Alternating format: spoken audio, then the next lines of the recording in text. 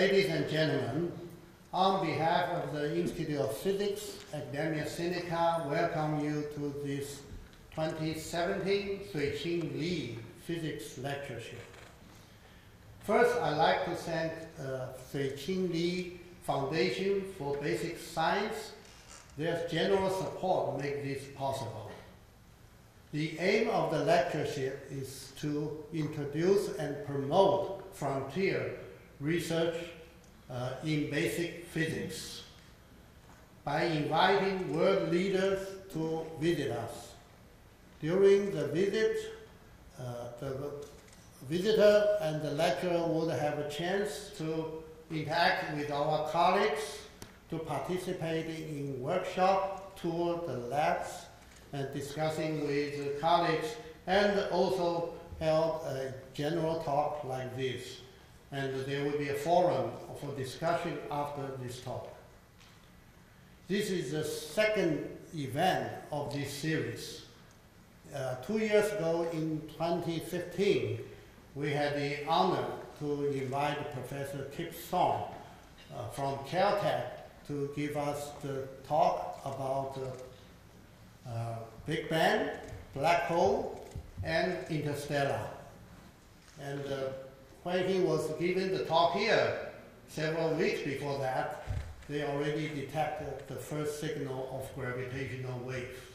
So we'd like to take this opportunity to congratulate Professor Song for receiving this year's Nobel Prize in Physics for his contribution to the detection of gravitational waves. And today, of course, besides gravitational wave, there are many other very exciting, stimulating topics in physics. So we will bring you another one today. Before I do that, I just want to remind all of you, we have some papers and pens on the desk. If you have questions, please write down, and we will have a chance to answer some of that. Right after this talk, we will have a forum. And it's a great pleasure. We have invited 3 distinguished scientists to join us in further discussing of today's topic. The 3 scientists are Professor Ansi Zhang from the National Tsinghua University, academician of Academia Sinica, and Dr. Henry Sun from Institute of Molecular Biology, Academia Sinica. He is also the President and Executive Secretary of Academia Sinica, in charge of all the academic affairs. And Professor Hongqian Li, he is now the visiting chair professor in Zhongyuan University. And so after the talk, please join us with the forum, further discussion about today's topic. Now let me make a very brief introduction about Professor William Bialek, today's lecturer. Professor Bialek got his bachelor degree and doctoral degree in biophysics from UC Berkeley. Actually, Professor Bialek got his doctoral degree at the age of 23. And he then took a postdoctor at Groningen and also UC Santa Barbara Institute for Theoretical Physics before he became an assistant professor at the UC Berkeley, and then went to NEC Research Institute in New Jersey. And later he became the professor in Princeton University Department of Physics. At the present, he is the John Archibald Wheeler Patel Professor in Princeton, and he also held a joint appointment at the Graduate Center of City College of New York. Professor Bialek has many honors. I will only mention a couple of them. In 2012, he was elected as a member of the U.S. National Academy of Science. And in 2013, he got the Schwartz Prize for Theoretical and Computational Neuroscience from the Society for Neuroscience. And I just learned this morning, actually, he just was announced a few days ago that he will receive 2018 Max Delbruck Prize in Biophysics from American Physical Society. Congratulations. And there are many contributions from Professor Bialek, but today's topic is one that we are all very interested in, because we all know biological system of life is very dynamic, very complex, diversity enormous. And to most of us, we will think that it probably is impossible to do theoretical modeling, to do quantitative calculation, to understand the phenomena, not even to say, to predict the life. And, but is this really impossible? And that's the question I think many of us have been bothered with. And today's lecture, the physics of life, can we calculate, will address this very fundamental and important question. So let's welcome today's speaker, Professor Bialek. So thank you. It's a great pleasure to be here. This is my first time in Taiwan, and it's been quite wonderful to have the chance to meet colleagues and hear about what's been happening, and to sample the cuisine also. Being the second in a series after Kip Thorne is hard. It's a very charismatic fellow. So, in addition to being a great physicist. So,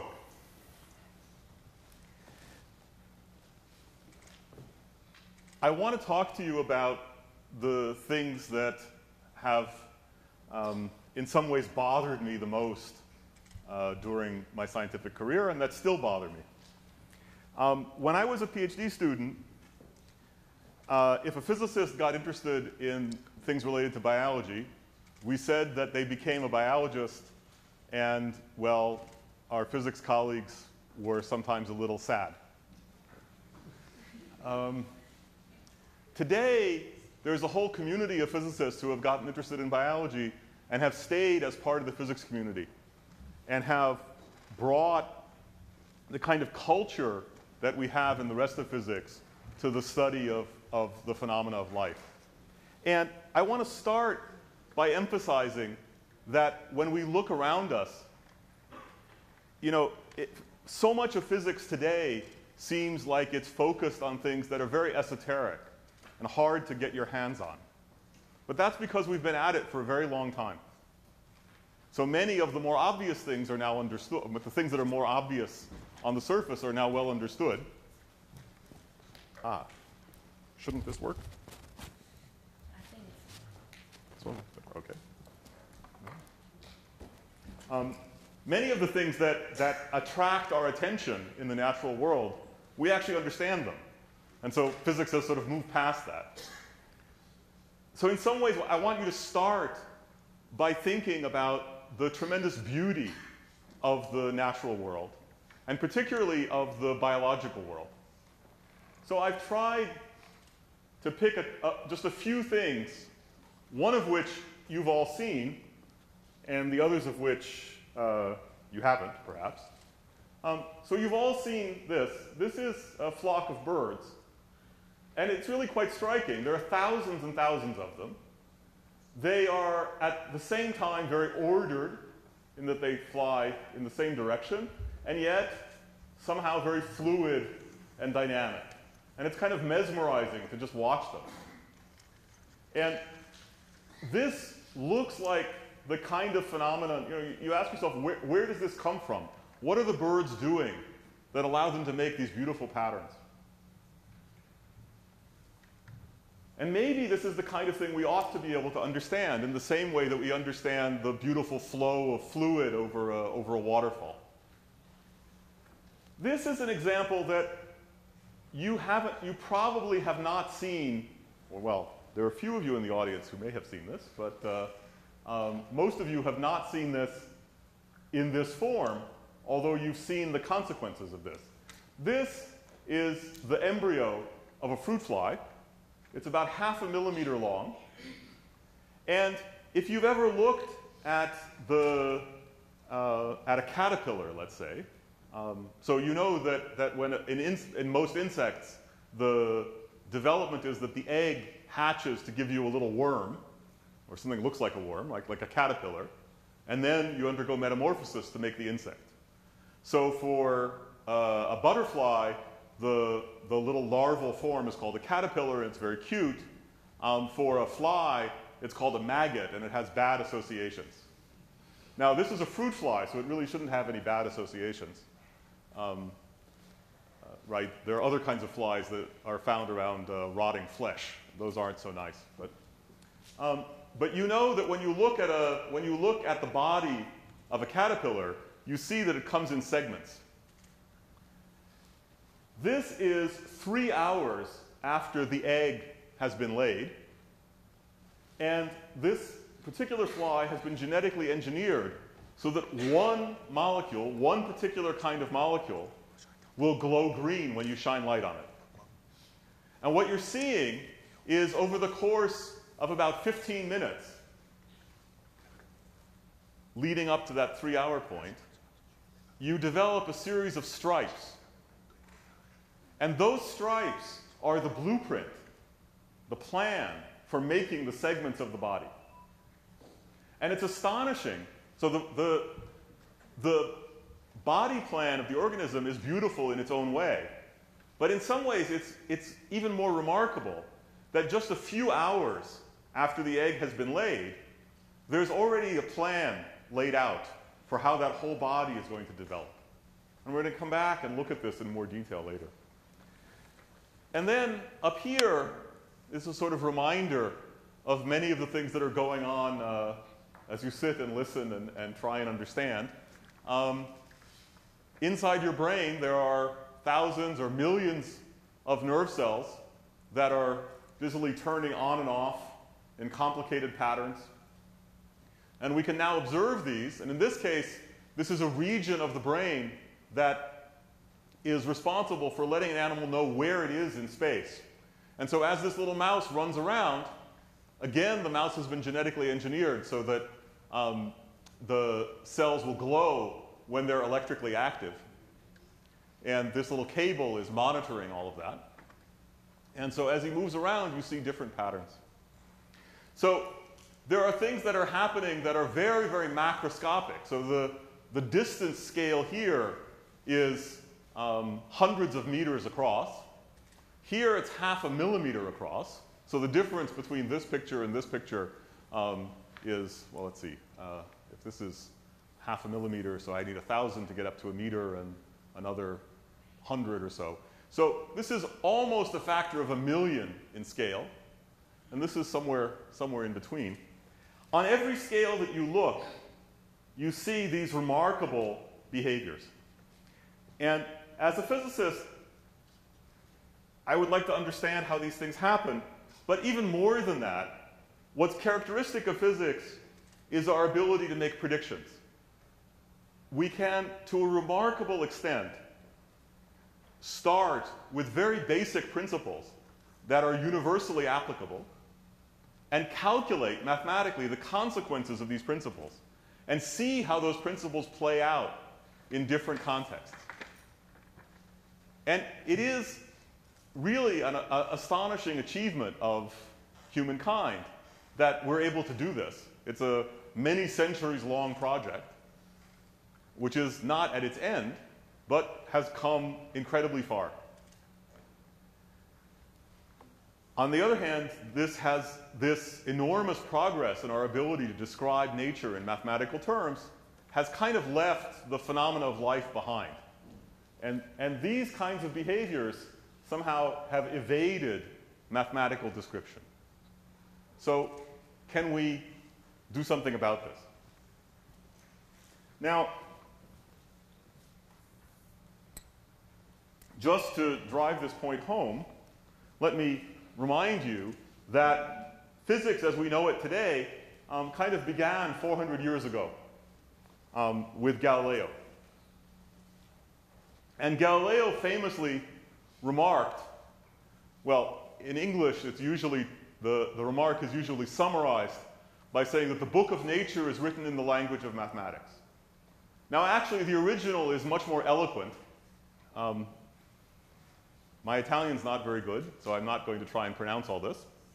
But as he's remarking, so it's written, so the first thing to notice is that 400 years ago, what we would now call physics was referred to as philosophy. And it's written in a great book that lies continuously open in front of our eyes. I'm speaking of the universe and so on. It's written in the language of mathematics. And he then, having noted that the book is written in the language of mathematics, he explains that if we don't understand, if we don't learn the language, we are condemned to wander forever in an obscure labyrinth. So the original is much more poetic than the summary, and much more threatening, right? It says that if you don't manage to master the language of mathematics, not only won't you understand what's going on in the world around you, but you'll be wandering in this labyrinth. I think that we should understand what Galileo was saying, not to mean that he had seen the book and he knew that it was written in mathematics, but that rather it is mathematical description that we're searching for. And that search is what became physics. Right? How do I describe the world in mathematical terms? And what Galileo also understood was that if I understand the world in mathematical terms, then when I make predictions about what will happen, the predictions come in mathematical form, which means that you predict numbers. You don't just predict that when you drop something it will fall. You predict exactly how far it will fall as a function of how long it's been falling, right? To use the thing that Galileo was actually studying. And similarly, in many other contexts, we have not just predictions in words about what will happen, but we have predictions in numbers. And when we make predictions about numbers, when we say that if you do this experiment and you measure this quantity, you will find that the ratio of this quantity to that quantity is 7, then if you measure 5, you know that you were wrong.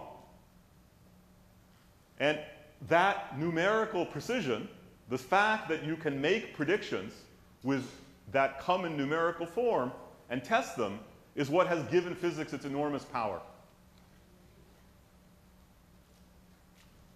So,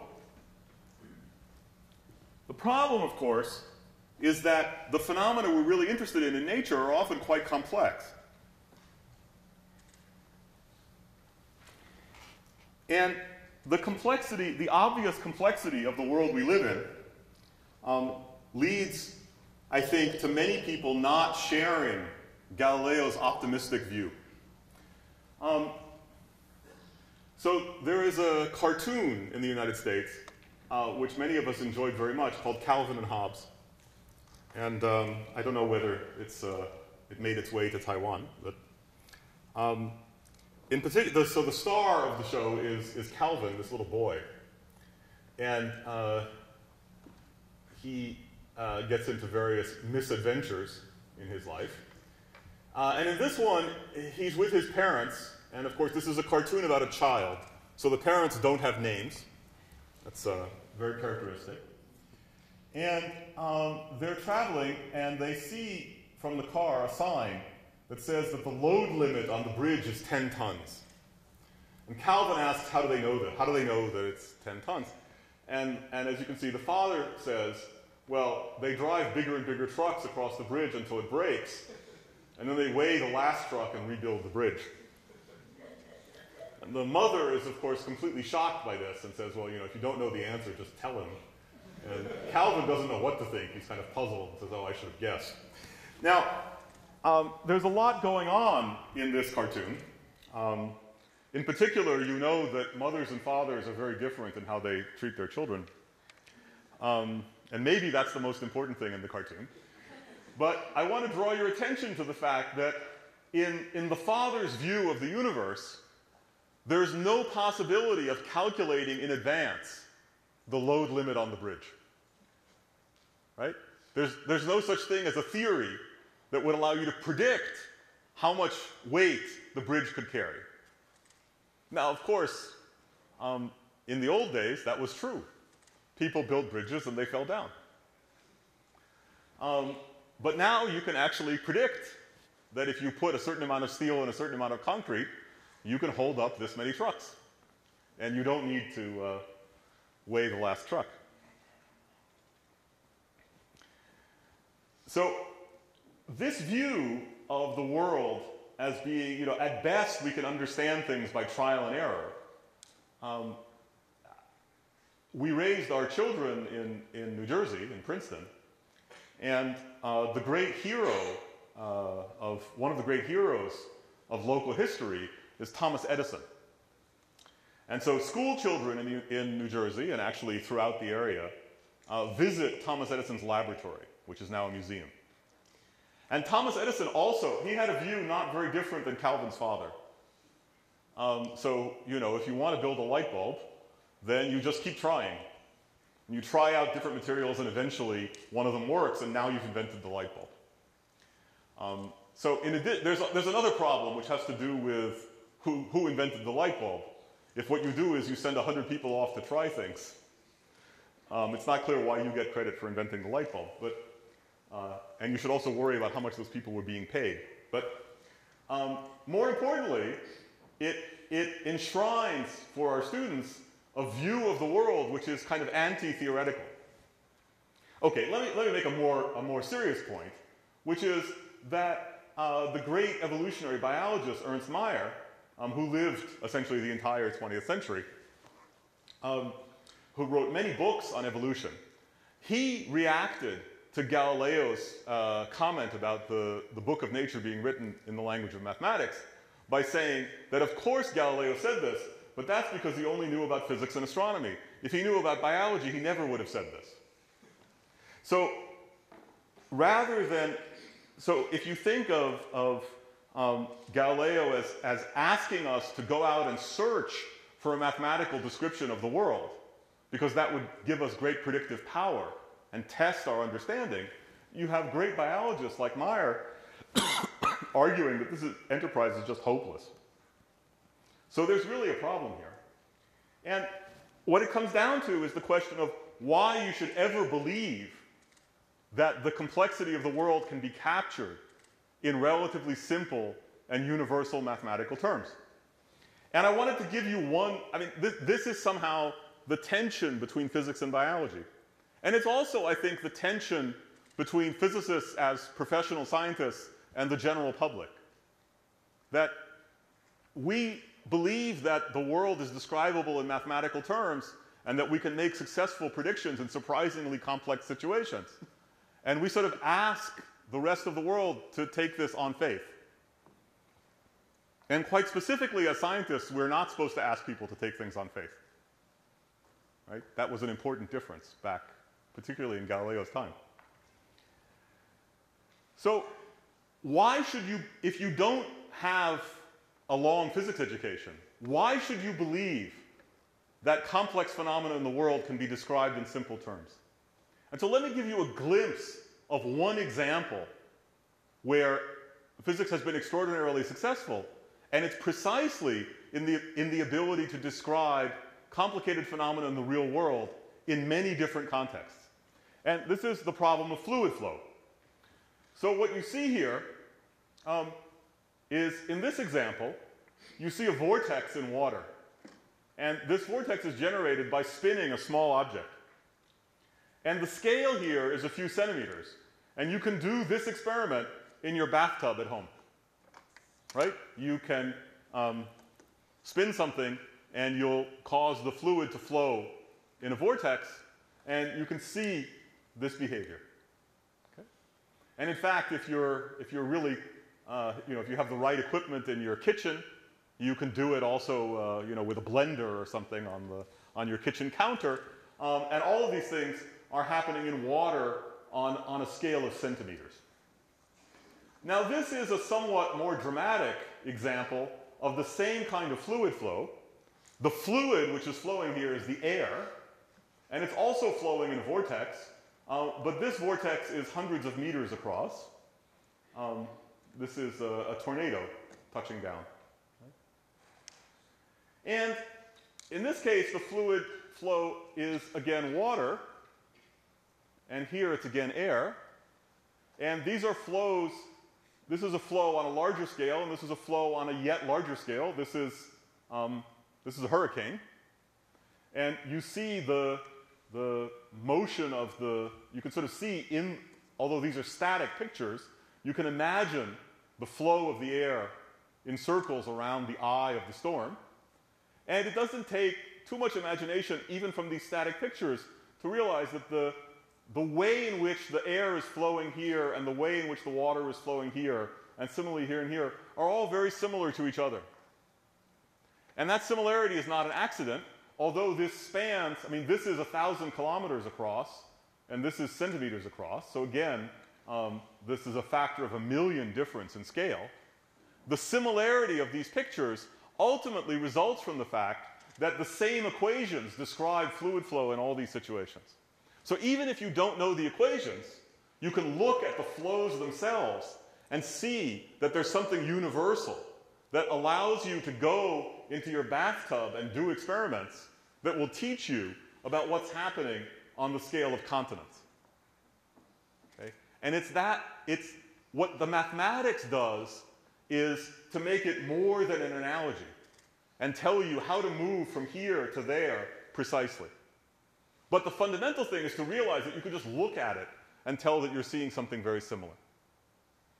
So, is this kind of unifying power of mathematics strong enough to deal not with the complexities of fluid flow in the atmosphere or in your bathtub, but with the complexities of life?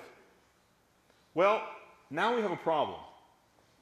And I think the best way to illustrate this problem is to dive very deeply into an example. And rest assured, there will be no exam on the equations that are on the board. They're only there as icons. Okay? So I want you to have the visual impression. Don't worry about what all the terms mean. So this is work from the early 1950s. And it's landmark work by Hodgkin and Huxley. And what they were doing was trying to understand how it is that signals are transmitted in the brain. Now, if you touch something with your fingertips, there are cells in your fingertip that respond directly to the pressure. Those cells are actually unusual for cells in your body in that the other end of the cell is in your spinal cord, which means that the cell is 1 meter long. It's very thin, so you do really need to look under a microscope in order to see it. But it's also 1 meter long. So the signal is carried over this 1 meter distance, and it's an electrical signal. You can measure the flow of electrical currents. And in general, the way that signals are transferred among cells in the brain, including the cells at the edge of the brain, like in your fingertips, or in your eye, or in your ear, the way signals are propagated is that there's a pulse of electrical current which flows along the length of the cell. And that's the signal that gets along the length of the cell and is transmitted to the next cell and the next cell and so on. And it's how all the cells in your brain talk to each other. And the problem that Hodgkin and Huxley set out to solve was to understand what's actually going on that allows those electrical pulses to propagate. The rest is details. What's important is that when they thought they understood what was going on, they were able to write down equations that described the flow of current in and out of the cell and along its length. And those equations refer to what they thought was really going on inside the cell or inside the membrane of the cell. And we now know that their description was essentially correct. We even know which molecules play the roles of the variables in these equations. Okay, so it's an extraordinary success. It took decades for all of its consequences to be worked out. But I want to emphasize that this is one of the simplest examples that you can find of trying to understand mathematically what's happening in a biological system. And remember, this isn't about how an animal thinks. This is just about how a signal gets from one end of a cell to the other. It's the very first step. And in fact, the particular cell they studied was in a squid, not a particularly smart creature. But it does do something very important, which is that when it gets startled, it can escape very rapidly. And that escape signal is, again, carried by an electrical pulse, and that's the cell that they studied, for the simple reason that it's very large. So it was a place, as we say, looking under the street light, right? You go to a place where the experiments will be relatively easy.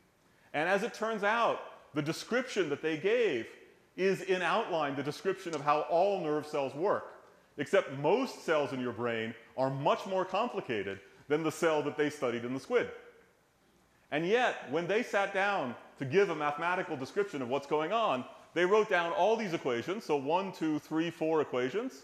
And importantly, in order to describe that particular cell, there were different numbers that you needed to know. And there's 1, 2, 3, 4, 5, 6, 7, 8, 9, 10, 11, 12, 13, 14, 15, 16, 17. There are 20 different numbers that you need to know in order to describe the cell. One cell, and a relatively simple cell at that. If you wanted to give a comparably accurate description of a cell in our brain, then for one cell, you would need more like 50 or even 100 numbers. And remember that there are billions of cells in your brain, and the numbers are different for each cell. So by trying to follow this Galilean dictum that you should go out and search for a mathematical description of nature, you could say that it was, on the one hand, incredibly successful, even in this complex biological context, but on the other hand, it was a complete disaster, because you ended up with a description that has all these seemingly arbitrary numbers in it. And so how are you ever going to understand how a whole brain works if for every cell you need to know all these numbers? So let me contrast this. Let me explain to you why, as a physicist, this is particularly disturbing. And the way to do that, I think, is to compare to work that was done just a few years later. So many of you know that if you take an ordinary piece of metal, like copper or aluminum, and you make it very, very cold, then all of the electrical resistance disappears. And this is a phenomenon called superconductivity. So one consequence of this is that if you made a loop of copper wire and you start a current flowing in the loop, then ordinarily that current would eventually disappear and the wire would just heat up. But if you cool the wire down to very low temperatures, all of the resistance disappears and the current will flow forever. And actually, that's not hypothetical. You can do that experiment and you can measure how slowly the current is decaying. You can't measure any decay at all, and the bound is longer than the age of the universe. Okay, so it really is forever. And this phenomenon was discovered in the early part of the 20th century, and for 40 years, or nearly 50 years, it was one of the great mysteries. And in 1957, these gentlemen, John Bardeen, Leon Cooper, and Bob Schrieffer, wrote down a theory which is essentially the correct theory. And I refrained from showing you equations in their paper, which are even more complicated than these equations. But the equations in this paper have an important property, which is they don't have all these arbitrary numbers in them. And this is very nicely put in the discussion, which, by the way, is also an interesting bit of sociology of science. They write with a combination of modesty and certainty that they've solved one of the great problems. And well, I know some of these guys, and I can tell you which ones were the modest ones and which ones were the guys who were certain that they'd solved one of the great problems. But anyhow, it was an extraordinary piece of work. And they remarked that in order to make the theory work, there are 3 numbers you need to know. Not 20, 3. And of those 3, well, one of them is at what temperature does the resistance disappear? Okay, so, but you know that the units of temperature are somewhat arbitrary. For example, I live in a country that measures temperature in very strange units, right? The rest of the world has a fairly sensible system. And so that tells you that you can measure temperature in many different ways. So if I wanted to, I could choose my units of my system for measuring temperature. Instead of putting 0 at the freezing point of water, I could put the temperature at which the resistance of the metal disappears, and I could call that 1. And now there's no parameter, right? So that one's gone. And then there are 2 more, but as they point out, you can measure these by doing experiments on the normal metal, just the metal that you see before you cool it down. So in fact, you don't need any parameters in order to explain what's going on. You can understand superconductivity without knowing any arbitrary numbers. And you can predict things about how superconductors will behave without having to appeal to a large number of different parameters. Now, these are both tremendous intellectual triumphs in very different domains. Let me emphasize that real superconductors are also quite complicated often quite complicated materials. So it's not that this is the world of simple things and this is the world of complex things. It's rather that somehow in the problems that we're used to dealing with in physics, all the complexity doesn't show up by having to know lots of numbers. There's some way around all that complexity that allows us to isolate the essence of the phenomenon without appeal to lots of arbitrariness. So the question is, can we do this in the context of biology? So there are a couple of possibilities. I would actually say that this question of how to respond to this explosion in the number of parameters is actually a question that in many different ways animates what a large fraction of the physics community that's gotten interested in biology is doing. Okay? So we don't often say explicitly that that's the problem we're working on, because it's a kind of funny sounding problem. You know, what do you do about all the parameters? That doesn't, you know, you can't convince somebody to give you money to worry about how many parameters there are. So you say something else. But deep down, this is the problem. And so there are a couple of different reactions, one of which I won't talk about. And there are 2 very different directions that you could go in. One is to say, well, yeah, there are all these parameters, but somehow they don't matter.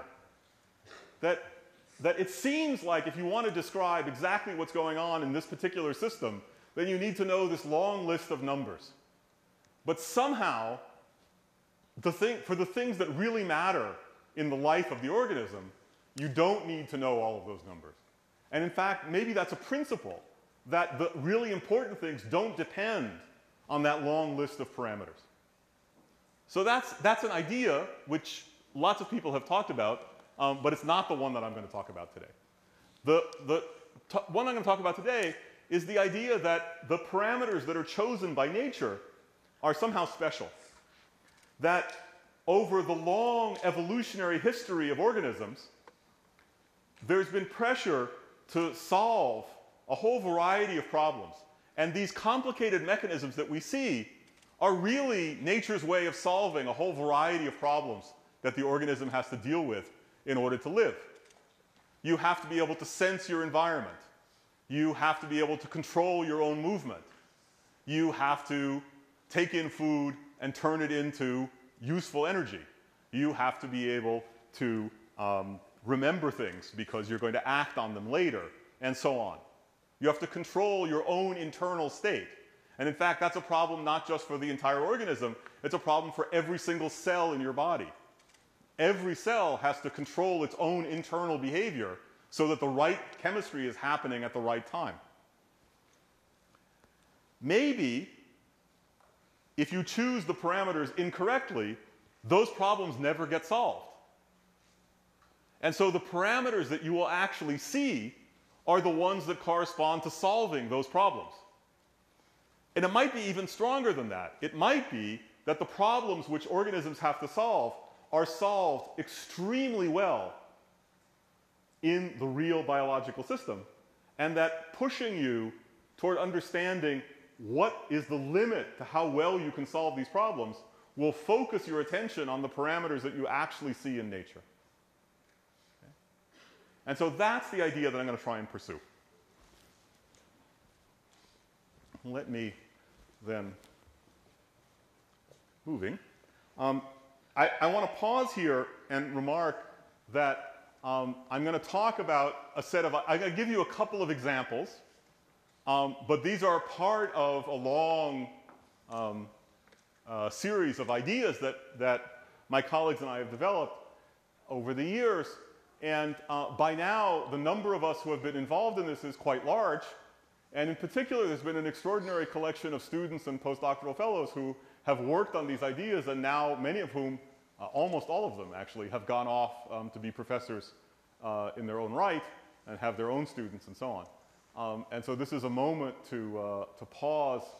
A colleague of mine, when I congratulated him on winning, on being recognized by the community, he said, you know, as a scientist, the only prize that really matters is that bright young people come to your office and ask if they can work with you.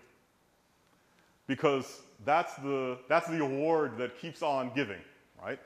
You know, if you get an award, you get it on that day and it's very nice, but then it's done and you go on. But the students who come to work with you become part of your life. And I've been honored many times over with a remarkable collection of students. So, here's an example. I want to talk about vision, and I want to talk about a very simple part of your visuals of vision, which is, as I walk across the stage here, one of the things that I'm doing is understanding how fast I'm moving. And I understand that, well, because I can feel my legs as I walk, but I also know how fast I'm moving because I see the world moving around me. And all animals do this. It's one of the most basic things we do with our visual systems. And as I say, all animals do it. We do it. Flies do it as they fly around. And for them, of course, it's a very serious problem because they're moving so fast, right? And they're small, so if they hit something, it's quite disastrous. So the question is, how does your brain, or for that matter, the brain of an insect or any other animal, how do you estimate how fast you're moving based on what you see?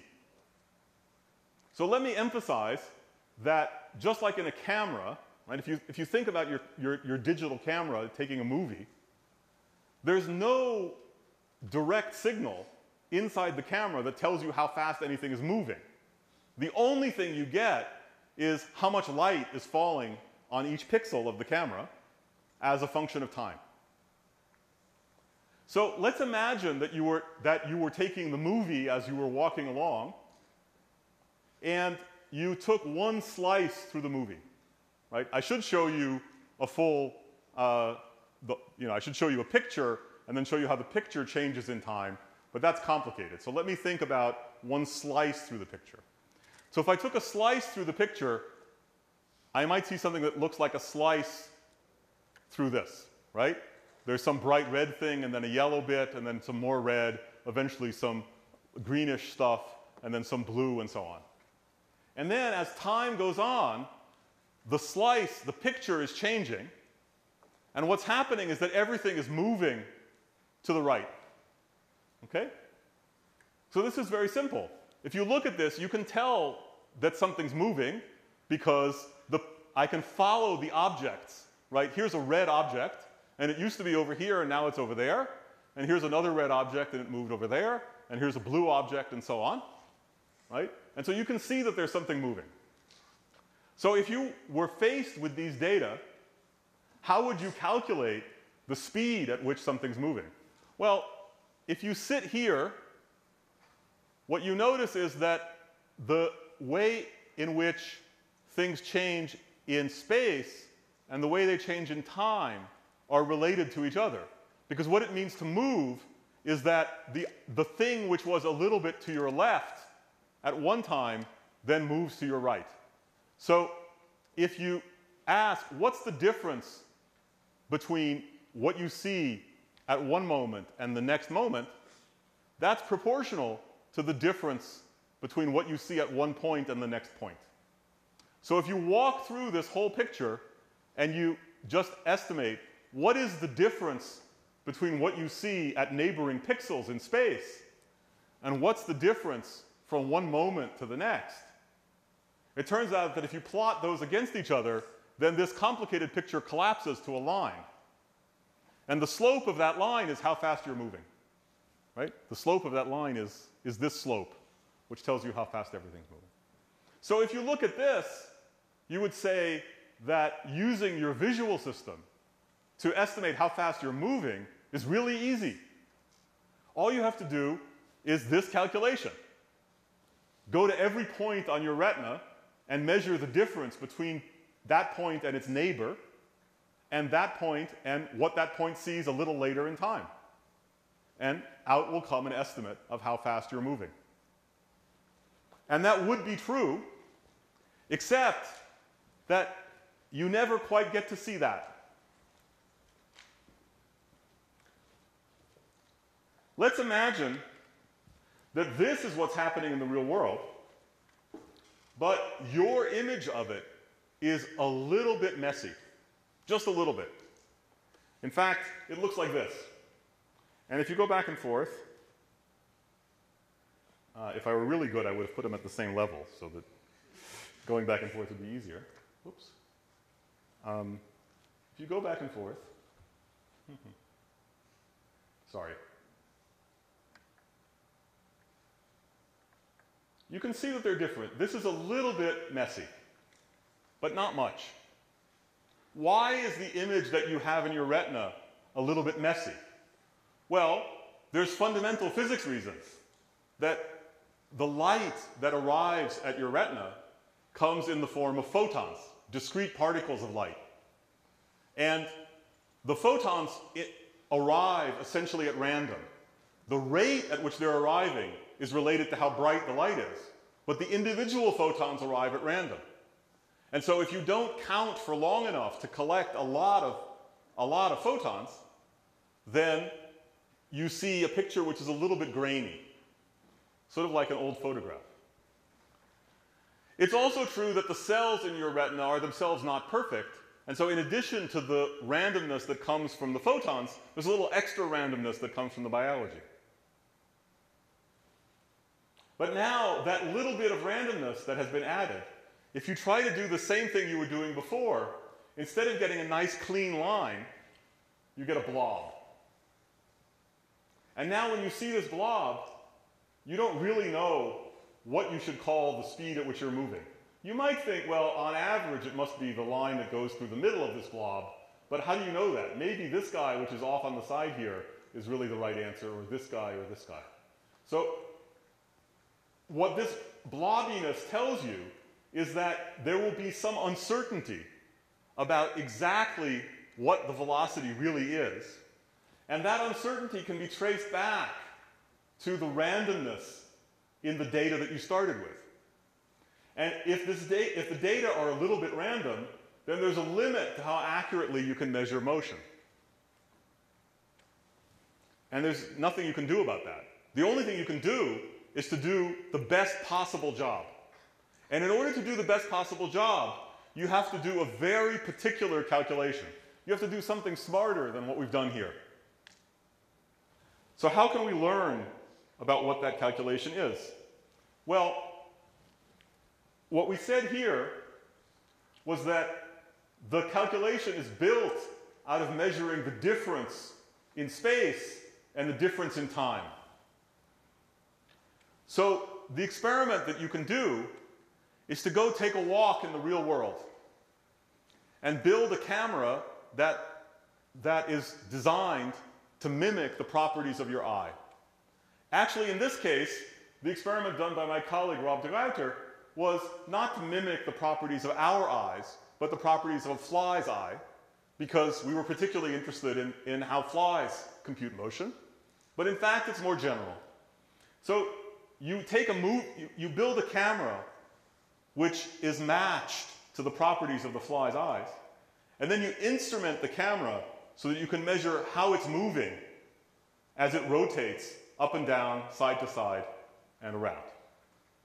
And so effectively, you get to sample every time every point in time, you learn something about how the velocity at which you're moving is associated with the movie that's actually falling on your retina. And then you can go and analyze those data, and you can ask, when I see a certain difference in space and a certain difference in time, how fast am I actually moving? And if the picture that I showed you before was the right answer, then all the points that correspond to moving at the same speed would be along these straight lines. Instead, you see something funny. Maybe out here, right, you move along this line and it stays red, which corresponds to moving backwards very fast. And out here, it stays blue, dark blue, which corresponds to moving forward very fast. But in here, which is actually where you spend 90% of your time during the walk in the woods, there's something very funny going on. The lines that correspond to moving at a particular speed are sort of curved outward rather than being straight. And what that tells you is that if you want to compute motion, you should do a calculation which does not correspond to falling on these lines, but rather corresponds to following these curves. And that calculation is a very strange calculation from the place where we started, but actually there were hints for a long time that that is the computation that insects are doing when they estimate motion. And actually, it might also be the computation that we do when you estimate motion. And actually, it's interesting that this computation, following these curves, it has a weird feature, which is that you could construct a movie which would put points on this yellow curve so that if you did this calculation, you'd think that you were moving at that speed, but actually there's nothing moving in the image. And since we understand what this calculation is, we can make that movie, and hopefully it works that you see something moving. And then if we move from the red curve to the yellow curve, it should move a little slower, and then to the blue curve, it should move slower still, and then eventually we should get it to change direction. And let me emphasize to you that there are no moving objects here. There's absolutely nothing moving in this movie. What we're doing is we're generating movies completely at random. And then we take a completely random movie and we delay it a little bit in time and then add it back to itself. And when we add it back, we shift it in space. And the amount by which we shift it determines the velocity at which you think it's moving. But there are no moving objects. So why did I give you this example? Well, the idea here, wrong one. The idea here is that in order to survive in the world, you have to be able to estimate how you're moving. And for some animals, this is really crucial. And they use their visual system to do it. And in fact, there are experiments to show that the precision with which the fly can estimate motion using its visual system is very close to this limit that I was telling you about that comes from the little bit of randomness in the data that they start with. But then you ask, well, what calculation does the fly need to do, or do we need to do, in order to make that estimate as precise as possible? Well, one thing you could do is you could try to literally make a model of what the brain is doing. And that model would have all of those cells in it, like the ones that Hodgkin and Huxley were describing. And every one of those cells would have 20 or 30 or 40 parameters. And you'd have to determine all of those parameters in order to predict what it is that the fly is doing. The alternative is to say, well, wait a minute. It really matters to the fly that it do a good job of estimating velocity.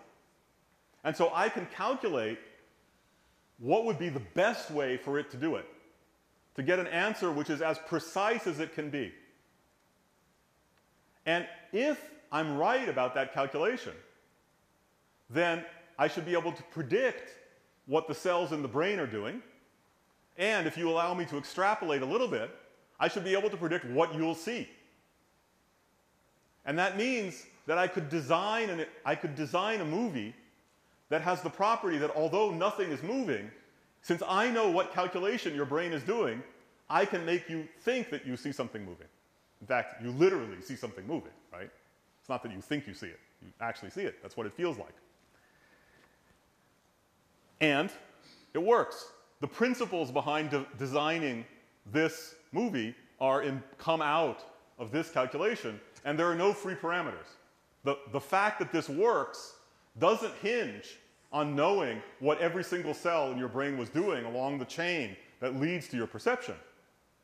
It hinges on knowing that the calculation you're doing is the one that is the best calculation you can do to arrive at as accurate an estimate as possible, given that you have a little bit of randomness in the data that you start with. And so by articulating a principle that says that the function has been driven to the best that it can be given the physical limitations of the data that you started with, I can circumvent all of these parameters. So let me try one more example, which is from something that we're working on now. And this is to go back to that beautiful movie of the fly developing. So here you see a real caterpillar, and you'll notice that the body comes with stripes. And here you see the embryo, in this case of a fly, not a moth, but it doesn't matter. As I say, these are just prettier. And here again, what's been done is to make particular molecules that we know are relevant glow green or orange. And you can see that the orange stripes here are almost the orange stripes there. The fact that they're both orange is a coincidence, but it's a nice coincidence. And you could then ask, well, how does the organism know to lay out the plan in this way? And through a fantastic body of work in genetics and molecular biology and biochemistry, we know in outline how this works. The mother, when she makes the egg, she puts molecules in specific places. So some molecules are put at this end, some molecules are put at that end, some molecules are put at both ends. And during the course of development, these molecules spread out. And so you get lots of the pink molecule over here, lots of the yellow molecule over there. And so in a sense, this is the beginning of the plan. You say, look, if you have a lot of the red molecule, then you must be near the head. If you have a lot of the yellow molecule, you must be near the tail. And then these molecules are signals that turn other molecules on and off. So you'll remember that all of the molecules that you want to make inside the cell, all the protein molecules, are encoded in your DNA. And that information is read out to make RNA, which then is translated to protein. And so these molecules turn on the reading out of the genetic information from 4 different genes, which are called gap genes. And you see that the proteins that are made end up having some complicated pattern. This one high near the front, this one in 2 bands, this one in some combination, this one high in the middle, low at the edges. And these molecules are also molecules that can turn other genes on and off, and in fact, they turn each other off. They turn each other mostly off, right? So these things turn these molecules on. They turn each other off, which is somehow how you get this complicated pattern out of these relatively simple patterns. And then these molecules, in turn on another set of genes, which are the ones that make the stripes. And so you see the striped pattern. And what you're looking at here is, instead of looking at the side of the embryo, you're looking at a slice through the middle, which is why you see dots instead of the connecting stripes. Okay? So we actually know a great deal about this process, and you could say that we understand it. Except, of course, that this is another problem like that Hodgkin and Huxley problem. If I actually wanted to turn this picture into a calculation that allowed me to predict the presence of these stripes at particular places, then there's an enormous collection of parameters I would have to know. Every single one of these arrows contains 2 or 3 parameters. Right? And it's actually more complicated than that, because when 2 arrows converge on the same place, you have to tell me what happens. And it's not clear how many parameters are needed for that. So again, this is one of these very complicated systems. We know a great deal about it. We know the names of all of these molecules. You can purify these molecules and hold them in a test tube and say, OK, I can study what it does. But to actually explain what happens, why there are 7 stripes and so on, would require an immensely complicated description. So is there something that allows us to go around this? So there's a hint, which is that this process is astonishingly precise. So these 2 pictures are pictures of the embryo. So here you see all the cells that are on the surface, and they all look pretty much alike. And then 15 minutes later, there's this line here, which separates what will become the head from the rest of the body. And there's also this line on the bottom that I'm not going to talk about. And here you see this in real time, this line forming, and then eventually other stuff happens.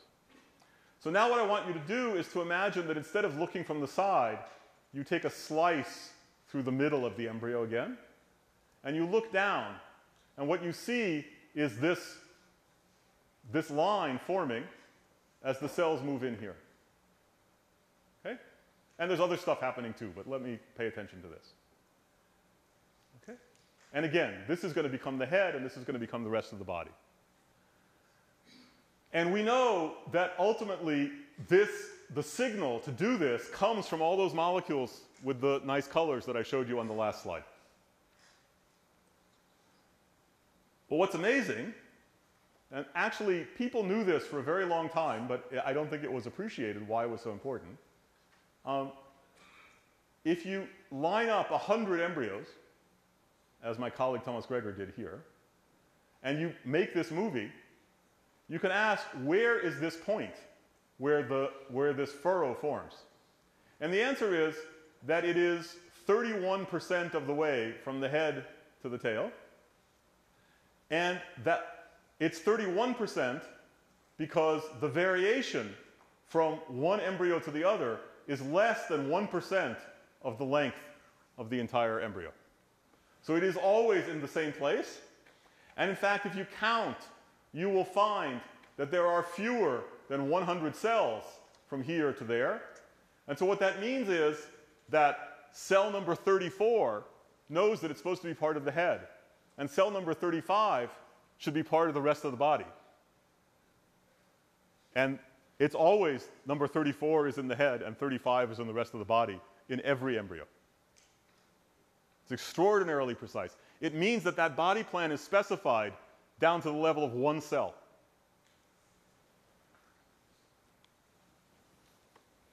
Now,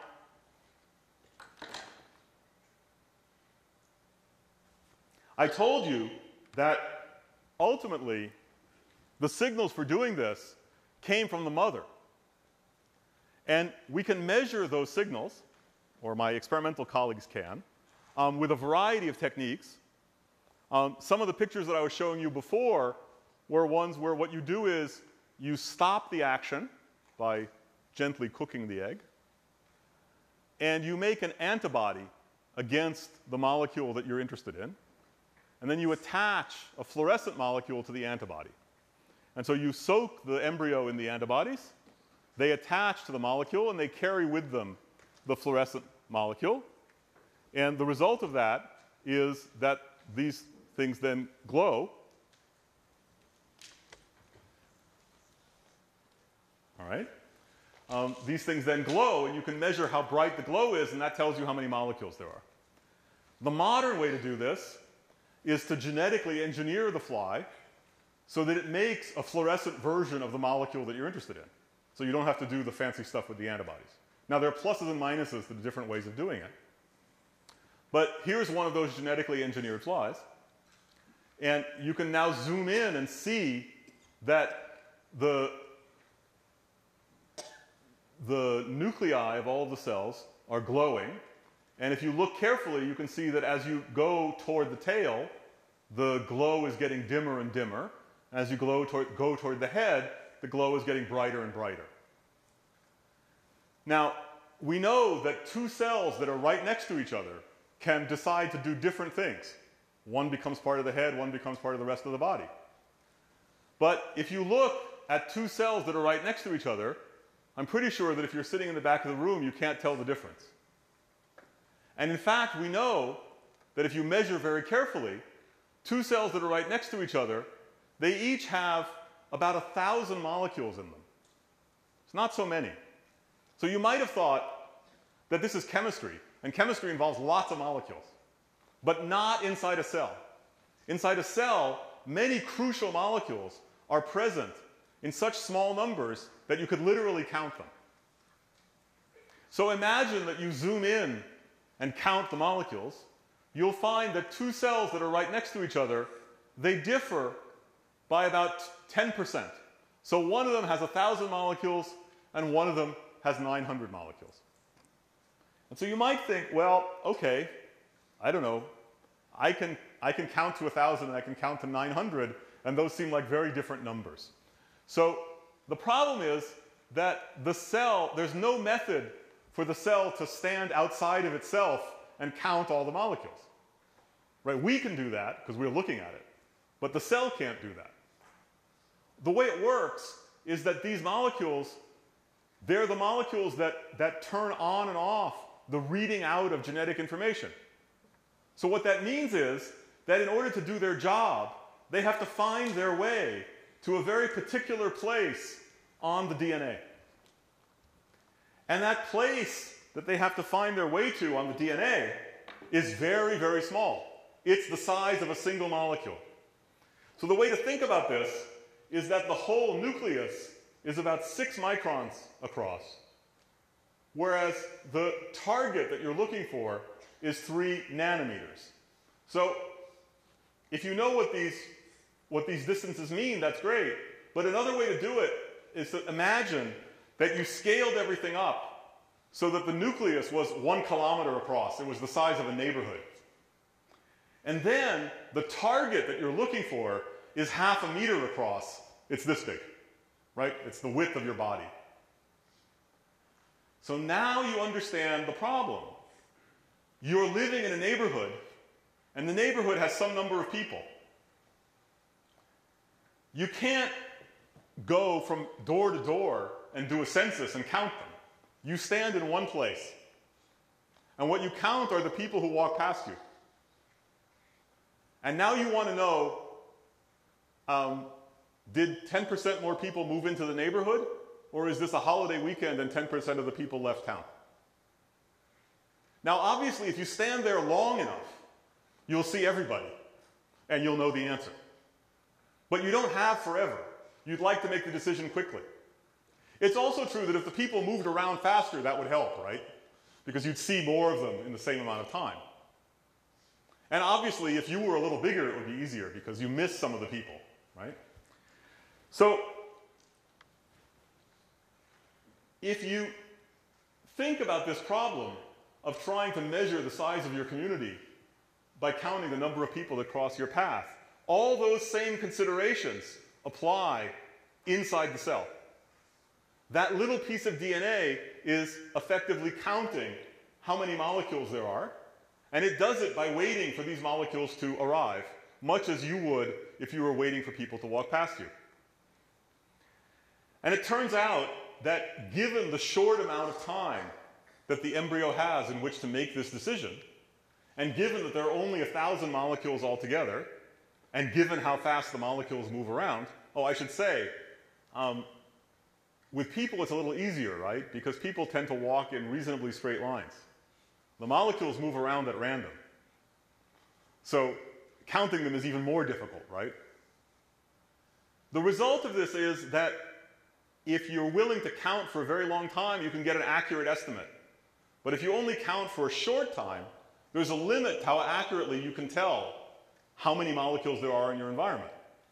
And if you work out all the numbers, it turns out that this 10% difference is very close to that limit on what the smallest difference is that you can detect. In fact, if you're not careful, you will conclude that this is impossible. Except, of course, it's not impossible because it actually happens. But it's close. And in fact, the cell has to do a few tricks in order to make sure that it works. So this suggests that in the same way that our visual system has tried to squeeze as much information about motion as it can out of the data that's collected by our retina, the cells in the developing embryo are squeezing as much information as they can out of a very limited number of molecules. So I want to take this idea one more step, and this is a little dangerous because this is something we're working on right now, and so, it might be wrong, but I want to leave you with a flavor of the kind of thing that we're doing.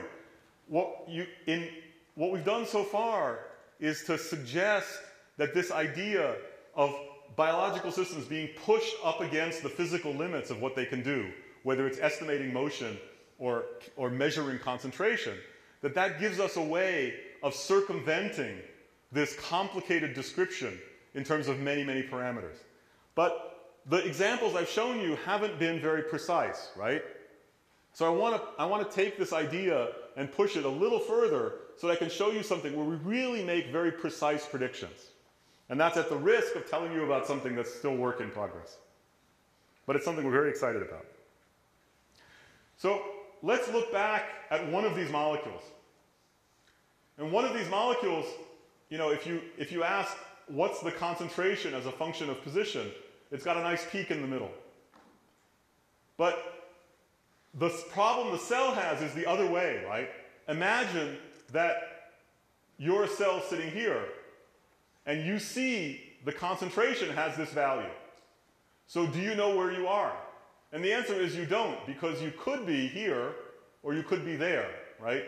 If the concentration of this molecule has this value, then it might be that you're in the front of the peak or in the back of the peak and you don't know. And if the concentration has this value, then it's a complete disaster. You know absolutely nothing about where you are. So you can try and make a map which says, suppose that what the cell does is it uses this information that's encoded in the concentration of these molecules, and it uses it to try and figure out where it is, but it does that as accurately as it can, given the data that it has to work with. And what's been done here is to make measurements on lots and lots of embryos so that you can see that there's a kind of thickness to these lines, which corresponds to the fact that the value of the concentration fluctuates from embryo to embryo at this point, and that's that randomness in the background that you can't get rid of. And so if you use only this molecule, then if you're in this part of the embryo, you have absolutely no idea where you are. And if you're in this part of the embryo, you have no idea where you are. But if you're in the middle, you know something about where you are. You might be here or you might be there. And if you're smack dab in the middle, you know you're in the middle, but you're not sure exactly where in the middle, right? Because there's a kind of fat blob. But fortunately, there isn't just one of these molecules. There are 4 of them. And if you put all 4 of them together, everything cleans up. And so if you're a cell that's sitting here, you know you're there, and the accuracy with which you know you're there is 1%. So the first thing that's amazing is that if you take these molecules and you read out their concentrations, you can determine where the cell is with the same precision that the embryo actually uses when it makes the furrow and other parts of the pattern. So that suggests that we really have our hands on the molecules that carry the signal, right? Because we know the precision that we can get. But importantly, you only get this precision if you use the data in the best way possible. So if you tried doing some other way of reading out the information, you might, on average, get the right answer, but you wouldn't be quite this precise. So what you don't see in a plot like this, or really in a plot like this, is that in order to get this estimate, right? So here it's pretty easy. In order to understand how you do the estimate, you just sort of read things off of the graph. If you want to put together the information from 4 different molecules, you have to do some complicated calculation. But that calculation is completely determined by the same kind of argument that gives you this picture. So in order to draw this picture, in the background, I'm doing some calculation in which I take the concentrations of the 4 different molecules, and I compute something which corresponds to my best estimate of where I am, and then I ask, how accurate is it? Now, I'm claiming that the accuracy is close to the accuracy that the fly actually achieves. So maybe this is how it does it. But remember, there are no free parameters here. The assumption is that the fly is using all of the information that's available and using it to get as accurate an estimate as possible. So can we test that idea? And the answer is yes, because part of the miracle of the fruit fly is that there's 100 years of genetics. And so one can reach in to the fly and knock out one of these molecules. In fact, that's how we know about these molecules, is that they made mutant flies and found the ones that had defects in the development of the embryo, and then figured out which molecules they were. So now we can use that and say, let's go back to this picture and knock out one of the signals up here. And then that will propagate through and produce some strange pattern in here. But we understand how to read these patterns. The principle is that the fly should do the calculation that under normal conditions would give him as much information as possible about the position of every cell. So let's do that calculation.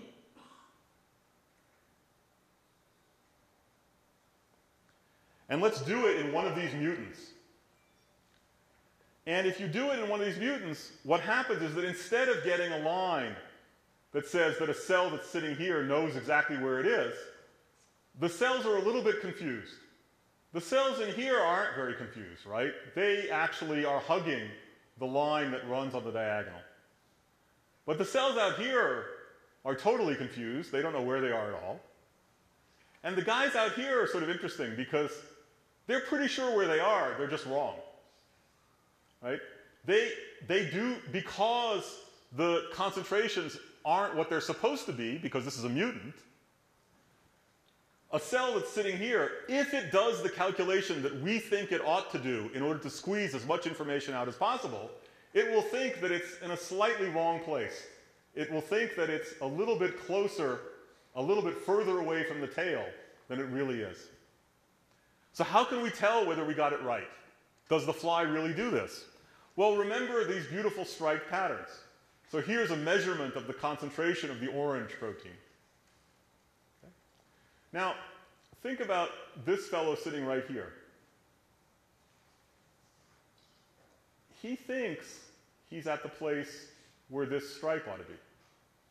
So if you follow this line, it goes back to this stripe. That's not where it's supposed to be, right? It's supposed to be here. But he thinks he's there, so he should make a stripe. And he does.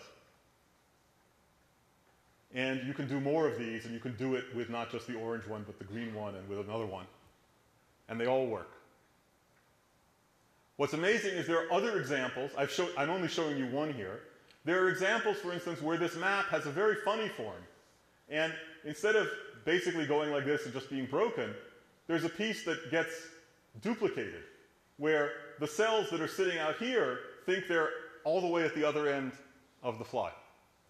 And correspondingly, they make this stripe at this position. And there are tricks from modern molecular biology that allow you to know that they didn't just move this stripe a little bit over, they actually made a copy of this stripe. Okay? So I'm going to leave you here because this is the frontier of our understanding. And what I want to emphasize is that this is an example in which we've been able to follow this idea of the organism squeezing as much information out as possible. And as possible means down to the limits that are set by the randomness of the behavior of the molecules, which in this case we can measure. And by following that principle, you're able to make predictions, for example, about what will happen in a mutant fly. And there are many different, remember I told you there are 3 different inputs from the mother. So you can knock them out 1 at a time, and you can knock them out 2 at a time. So you can make 6 different mutants, and actually there are more variations than that for reasons that are a bit technical. And in every case, things basically work. And in fact, in most of the cases, they work with this incredible precision down to 1%. So we started with this dichotomy between the unifying power of mathematics as it's expressed in physics and the sort of frustratingly complex problems of biology. And what I hope to have given you a glimpse of is that there's at least a path for us to take clear theoretical ideas, in this case, squeeze out as much information as you can. And in fact, that was the same principle we were using when we talked about visual motion. Squeeze out as accurate an estimate of velocity as you can. So information is an incredibly precious commodity for the organism. And it is carried by signals that are surprisingly weak. We walk through the world and we don't have the impression that the signals around us are ambiguous or noisy or random. We think we know what we're looking at. But that's because we're doing very powerful calculations that literally make sense out of the world for us. And if you take the principle that those calculations have been selected by evolution to be as accurate as possible, to be as informative as possible to the organism, then that becomes a theoretical principle from which you can actually derive behaviors that you can measure. And in this example, it becomes a very detailed set of quantitative predictions that can be tested and have now been tested in much the same way that we test other quantitative predictions in physics. So we don't know whether these ideas are going to prove to be completely general. And, we could even run, even this line of reasoning in the fly embryo could run out of steam in the next year. But I find it exciting that we're at a moment in the development of our subject where it becomes possible to have this kind of discussion. That suddenly the idea that we could have quantitative predictive theories of these very complex systems becomes a real research program rather than just being a fantasy. And so I want to leave you with the idea that maybe we're at the point where, if not from these ideas, from some ideas, we will have a real change in how we think about biological systems, that we'll be able to combine the physicist's search for simplicity and universality with a real appreciation for the complexity and diversity of life. So let me stop there and thank you for your attention.